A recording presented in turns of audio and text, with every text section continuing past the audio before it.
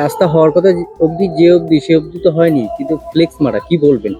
রাস্তাটা যে অবধি হওয়ার কথা ছিল সে অবধি তো হয়নি। আর আমরা চাই সবাই রাস্তাটা সে অবধি হয়ে যাক। রাস্তা হয়নি, তা ওরা এই ফ্ল্যাগটা মারবে কেন, সেটা নিয়ে আমরা কোথায়? পূর্ব মাহমুদপুর। কি বলবেন, আর কোথা থেকে কোন রাস্তা কি হওয়ার কথা? এই রাস্তাটা এখন ঢালাই হওয়ার পর একদিন পরে গিয়ে পোস্টার মেরেছে যে এই অবধি ঢালাই হয়ে গেছে, কিন্তু ওই পোস্টারটা দেখার পর আমি যখন মেম্বারের কাছে গেলাম, মেম্বারকে যখন জিজ্ঞেস করলাম যে এরকম ভাই কেন মেরেছে, আমাদের তো ঢালাই সেই অবধি হয়নি, তার অর্ধেক ঢালাই হয়েছে। আর এই হিসেবে আমি ওনাকেও একটা প্রশ্ন করি যে এত টাকা রাস্তা ওখানে অঙ্ক দেওয়া আছে, কিন্তু সেই রাস্তাটা অর্ধেক হয়ে তার অর্ধেক টাকাও খরচা হয়নি, তাহলে টাকাটা গেল কোথায়? তাহলে আমাদের রাস্তাটা পুরোটা হোক। বলছে ওইসব বিষয় তুই বুঝবি না। তাই আমি বলি বুঝবো না মানে, সত্যি কথা বলতে আমি রাজমিস্ত্রি কাজ করি, সেই হিসাবে ওনার কাছে গিয়েছিলাম যে বুঝবো না, যে কোনো একটা তো বোঝাতে হবে।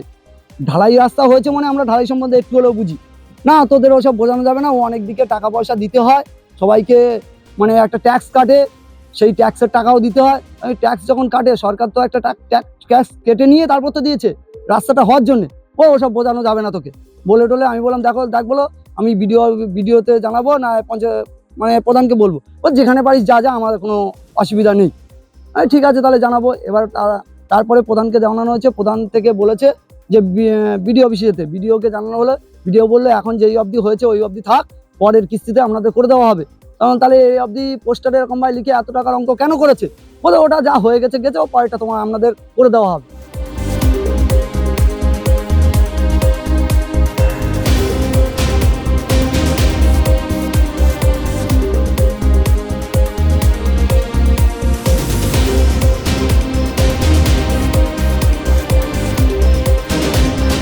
হওয়ার কথা ছিল মহাদেব দাসের বাড়ি টু স্বপন মণ্ডলের বাড়ি পর্যন্ত, কিন্তু সেই রাস্তাটা হয়নি, অর্ধেকটা হয়ে আর হয়নি। কোথায় কোথায় জানিয়েছিলেন আপনারা? আপনারা প্রধানকে জানিয়েছি, মেম্বারকে জানিয়েছি, বিডিওকে জানিয়েছি। কি বললো?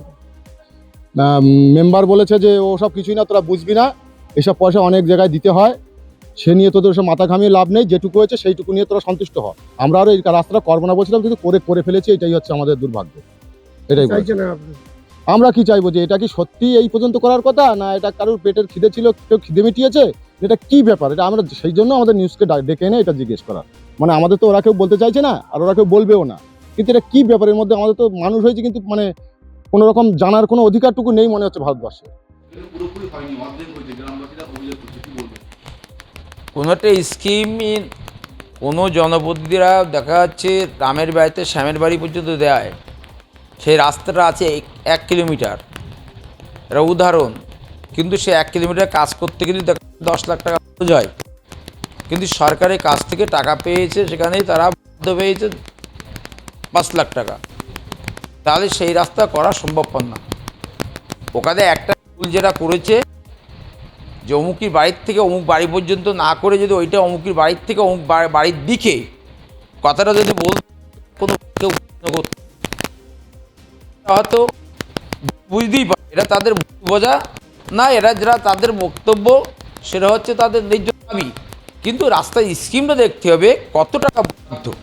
মানে কোনো স্কিম আমের বাড়ির থেকে শ্যামের বাড়ি পর্যন্ত হয় না, কোনো স্কিম তার শিডিউল তৈরি হয়, শিডিউলি টাকার পরিমাণের পিডব্লিউডি স্কিম অনুযায়ী প্রত্যেকটা স্কিম হয় এত চওড়া, এত লম্বা, এত ফুট, এত স্কোয়ার মিটারে এত টাকা।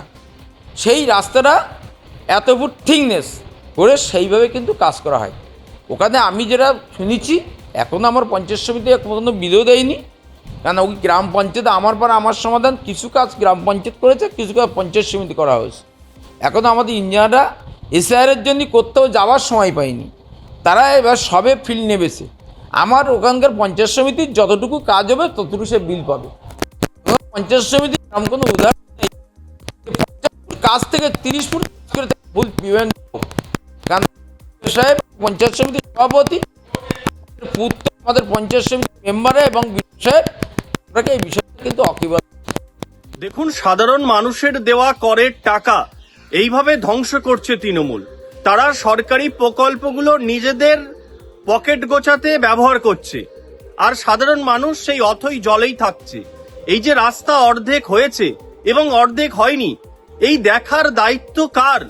স্থানীয় বিডিও সাহেব করছেনটা কি? আসলে তৃণমূল কংগ্রেসের আমলে প্রশাসন আর তৃণমূল মিলেমিশে একাকার, সাথে আছে পুলিশ। তাই সাধারণ মানুষ তাদের ন্যায্য অধিকার থেকে বঞ্চিত হচ্ছেন। তবে আর মাত্র কয়েকটা দিনের অপেক্ষা। পশ্চিমবঙ্গে তৃণমূল কংগ্রেসের বিদায় আসন্ন এবং বিজেপি ক্ষমতায় আসার পর এই ধরনের দুর্নীতিবাজদের উপযুক্ত শিক্ষা দেওয়া হবে এবং সাধারণ মানুষের প্রয়োজনে যতটুকু উন্নয়ন দরকার সেই উন্নয়নের ব্যবস্থা করা হবে।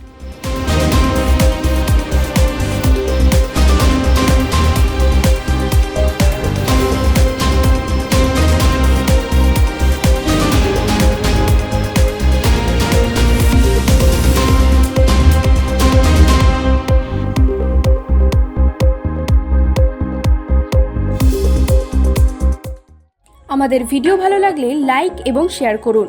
কমেন্ট সেকশনে গিয়ে জানান আপনাদের মতামত। আরও ভিডিও পেতে আমাদের চ্যানেল সাবস্ক্রাইব করুন এবং প্রতি মুহূর্তে খবরের আপডেট পেতে প্রেস করুন বেল আইকন।